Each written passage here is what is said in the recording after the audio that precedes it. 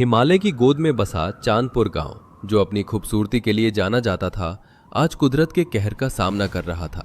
भादों का महीना बीत चुका था और कार्तिक की शुरुआत थी, लेकिन मौसम ने एक भयानक करवट ली थी। आसमान से केवल बारिश नहीं, बल्कि बारिश के साथ बर्फ के छोटे छोटे टुकड़े भी गिर रहे थे। हवा इतनी सर्द थी कि हड्डियों को चीर दे। नदी का शोर किसी भूखे राक्षस की दहाड़ जैसा लग रहा था।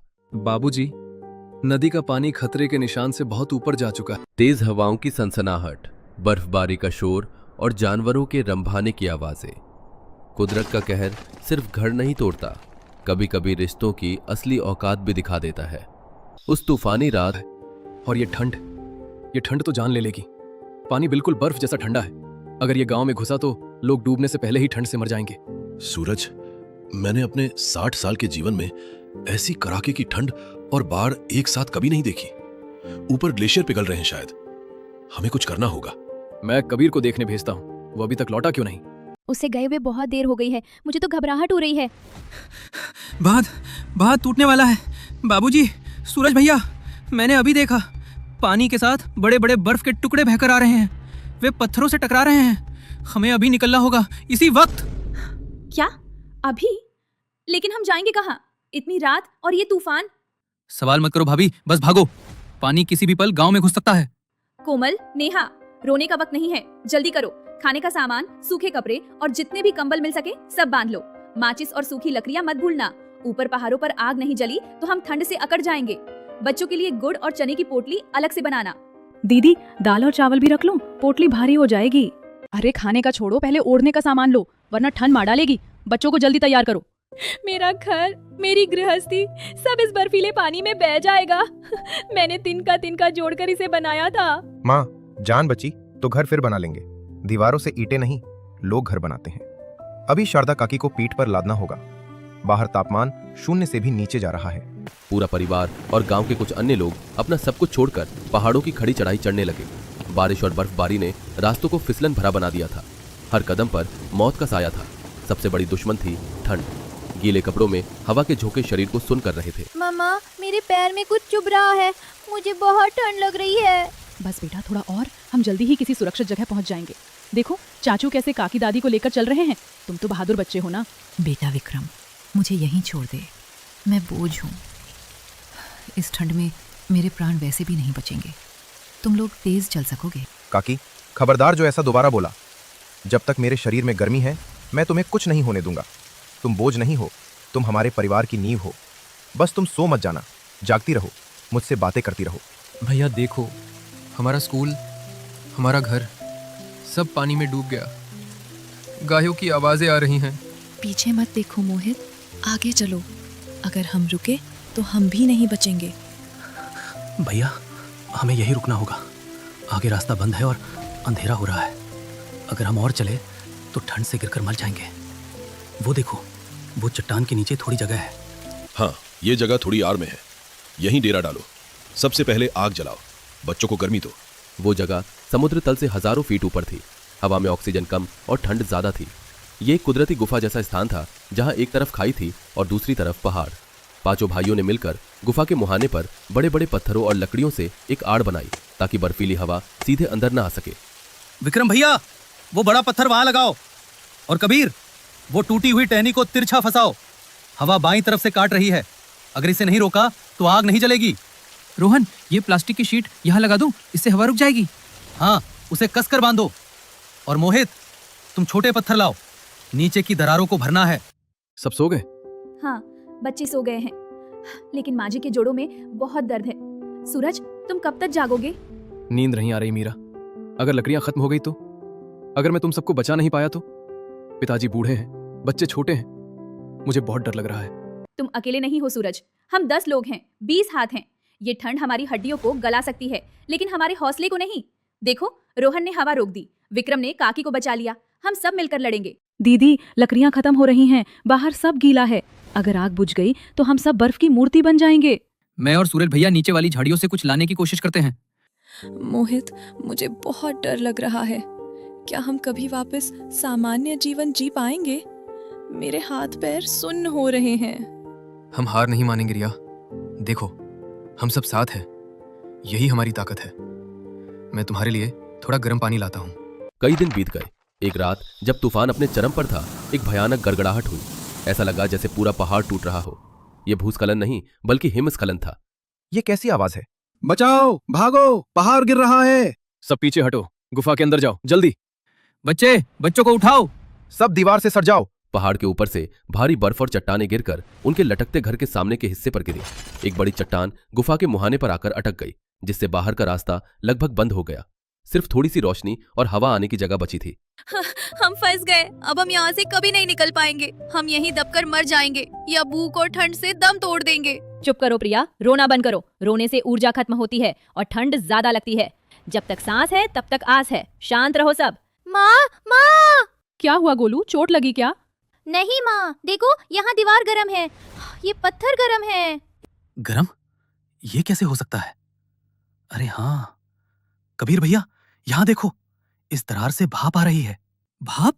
इतनी ठंड में? रोहन, अपनी कुल्हाड़ी लाओ, इस दरार को तोड़ते हैं। संभल कर बेटा, कहीं गुफा ढह न जाए। नहीं बाबूजी, ये पत्थर कमजोर है। रोहन और कबीर ने अपनी कुल्हाड़ियों से उस दरार को चौड़ा करना शुरू किया। पत्थर कमजोर थे, वे टूटते गए। जैसे ही उन्होंने एक बड़ा पत्थर हटाया, सामने का नजारा देखकर उनकी आंखें फटी की फटी रह गई। दरार के उस पार एक और विशाल गुफा थी, जिसके बीचों बीच एक प्राकृतिक गर्म पानी का कुंड था। बाबूजी, यहाँ आइए, देखिए।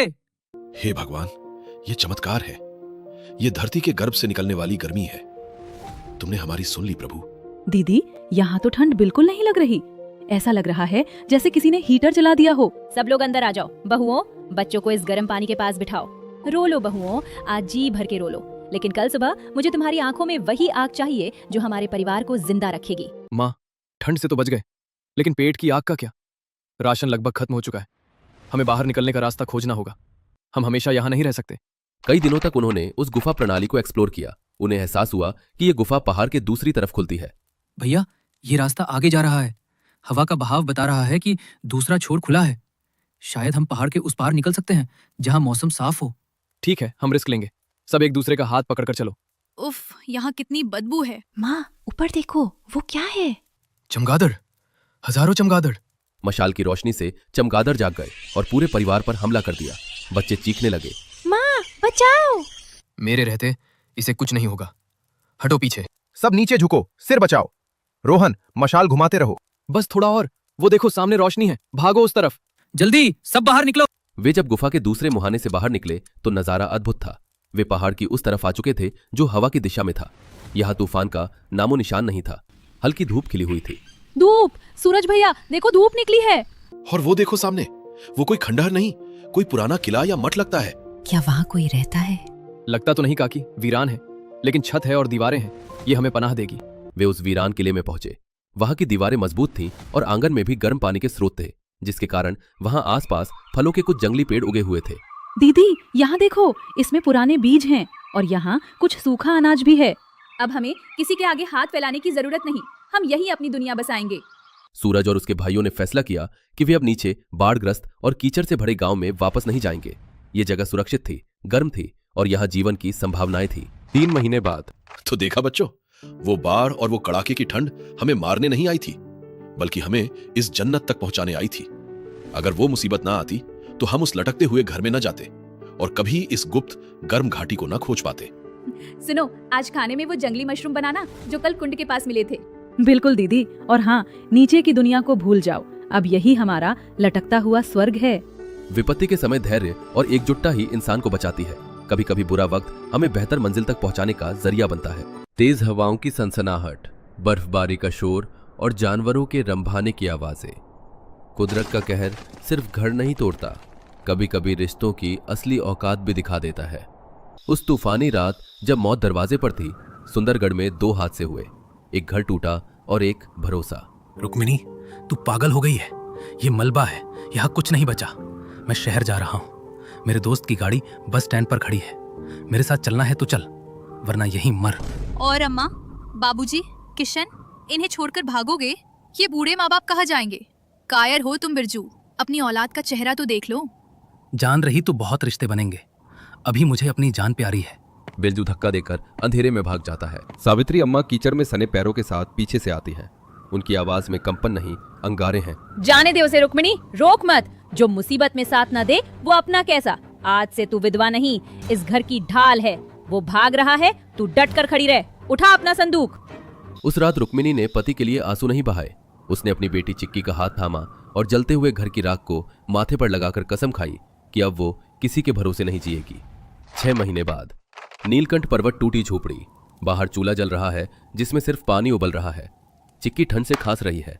पानी में 2 आलू हैं और खाने वाले 5। अम्मा कब तक पत्थर उबाल कर पियेंगे? चिक्की कल से भूखी है। माँ, मुझे पुराने घर की याद आ रही है। वहाँ चूल्हे पर हलवा बनता था ना, यहाँ तो बस धुआं है। सो जा बेटा, सपनों में हलवा खा लेना। हकीकत में तो भगवान ने हमारी थाली छीन ली है। गौरी पास आकर अपना हिस्सा चिक्की की थाली में डालती है। जीजी, मेरा पेट भरा है। मैंने जंगल से कुछ कंदमूल खा लिए थे। ये चिक्की को दे दो। और चिक्की, याद रखना, हम यहाँ हलवे से भी मीठा कुछ उगाएंगे। बस थोड़ा सब्र।